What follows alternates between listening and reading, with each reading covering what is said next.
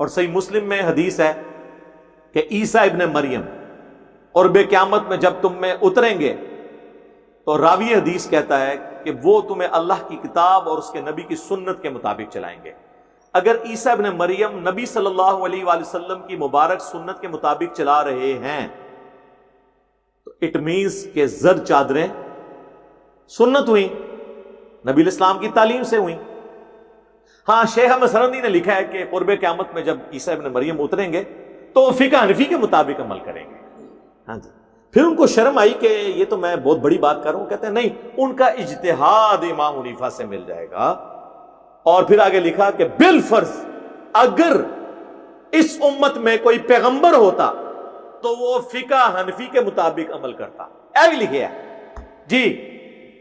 اور یہ اللہ بھلا کرے عطا اللہ شاہ بخاری دیوبندیوں کے بابا جی، انہوں نے ہمارا مسئلہ بھی حل کیا۔ وہ اتنے عرصے سے شیخ احمد سرندی کی یہ باتیں ادھر ادھر گھوم رہی تھی، انہوں نے کہا یار کوئی بندہ بھی میں لبا نا، تو انہوں نے فرما دیا، انہوں نے کہا کہ جی جو شیخ الیاس کاندلوی تھے جنہوں نے تبلیغی جماعت بنائی، ان کے بیٹے تھے یوسف کاندلوی صاحب جو تبلیغی جماعت کے امیر رہے ہیں۔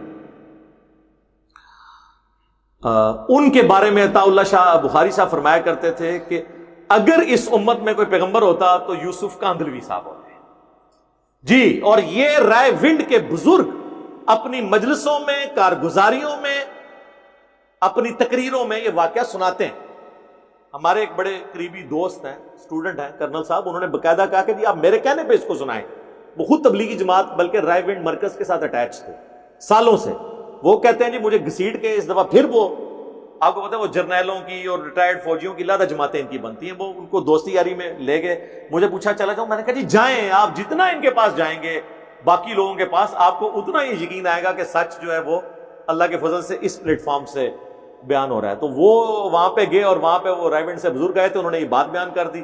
وہ کہتے ہیں میں وہاں سے بڑا مجھے غصہ آیا، میں باہر جب نکلا تو پھر میں نے ان بعد میں کیا، میں نے کہا تو وہ ٹھیک ہونا چاہیے دس۔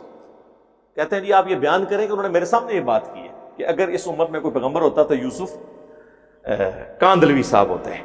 تو میں نے کہا ٹھیک ہے، جب بابوں نے ایک بڑا چسکا لگایا ہے بوتل کھول کے کہ حضرت عیسیٰ ابن مریم حنفی ہوں گے اور اس امت میں کوئی پیغمبر ہوتا تو حنفی ہوتا، تو چھوٹوں کا بھی تو حق ہے نا کہ وہ آگے پھر اس مشن کو، نامکمل مشن کی تکمیل کرتے ہوئے آگے بنگلہ بھی نہ دسن نا۔ لیکن ابھی یہ مسئلہ خراب ہو گیا ہے کہ وہ اگر امت میں پیغمبر ہوتا تو حنفی دیوبندی ہوتا یا حنفی بریلوی ہوتا۔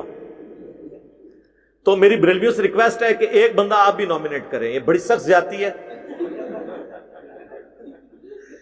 اینا اپنا بندہ دیتا ہے، تسی بھی اپنا بندہ دیو، بھائی دیو، الیاس قادری صاحب دے دو، طالب قادری صاحب دے دو، کوئی دینا دیو، ایک بندہ کڈو، یہ ذمہ داری ہے، ورنہ دیوبندی کے نکل گئے جائے تسی پیچھے رہ گئے۔ ہاں پھر کہتے ہیں جی یہ تو ان کے ٹخنوں کے برابر نہیں ہے اور ہمارے بزرگوں کا مذاق اڑاتا ہے۔ وہ کراچی کے مفتی صاحب کہتے ہیں ٹخنوں کے برابر نہیں، بھئی مذاق وہ خود اڑوا رہے ہیں میرے بھائی، ٹخنوں کے برابر تو آپ ان کے نہیں ہوں گے نا، کیونکہ آپ قدموں میں گرے ہوئے ہیں۔ ہمیں تو کوئی چیز نہیں، کسی کی دھونس نہیں ہے، ہمارے لیے تو سب کچھ اللہ اور اس کے محبوب صلی اللہ علیہ وآلہ وسلم کی ذات ہے۔ بخاری مسلم دونوں میں حدیث ہے کہ اس شخص نے ایمان کی مٹھاس چکھ لی جسے اللہ اور اس کا رسول عز و جل و صلی اللہ علیہ وآلہ وسلم پوری دنیا میں سب سے بڑھ کر محبوب ہو جائیں، اور اس کی دوستی اور دشمنی کا معیار اللہ کی ذات ہو، اور کفر کی طرف لوٹایا جانا اس کے لیے اتنا ہی مشکل ہو جائے جتنا زندہ آگ میں جلنا۔ سر پھر ہم تو یہ اسی طریقے سے ہی بات کریں گے۔